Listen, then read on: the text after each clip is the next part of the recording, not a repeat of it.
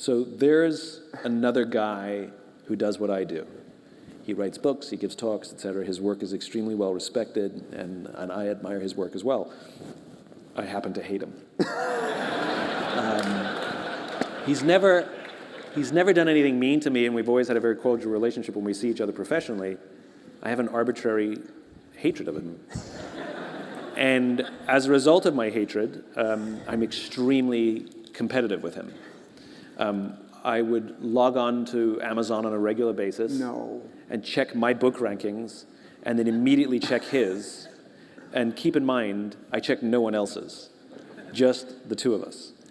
And if he was ahead, I was angry, and if I was ahead, I was smug.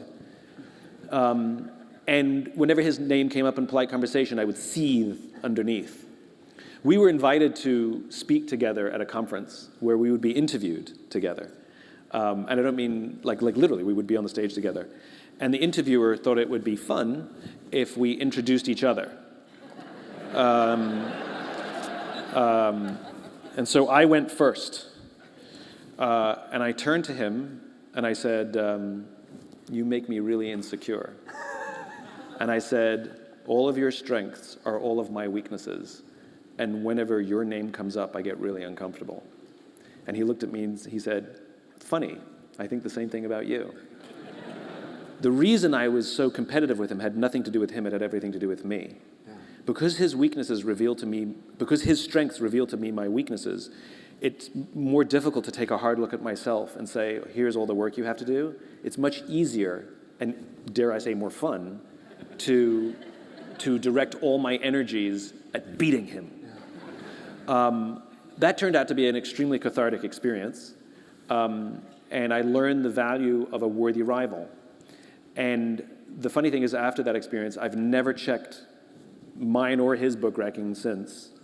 I applaud his work, celebrate him, want him to do well, because it turns out working together, we actually are stronger. And I think this is the same folly in business, right? Which is we decide who our competitors are, and then we obsess with beating them. Like ABC, NBC, CBS, and Fox were obsessed with beating each other, and all they did was look at Nielsen ratings every morning. And then Netflix came up and didn't, who cares? They're all blew them out of the water, because they weren't even looking. They weren't even watching.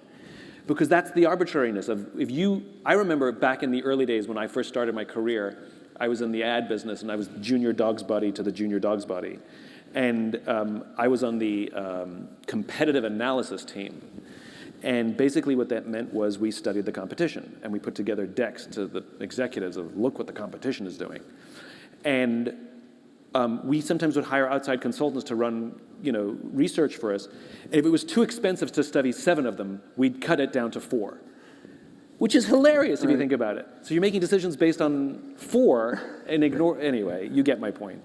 So I think the value of the other players in your industry, of the other players in the game, is not to beat them. Because there's no such thing. As I said before, Best Buy didn't win anything when Circuit City went bankrupt.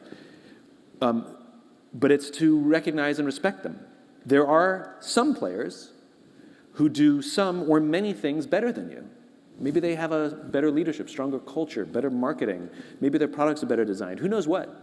And instead of trying to beat them, which could mean you choose underhanded things or just drop your price, you actually say, okay, let's make our product even better. They have revealed our weakness.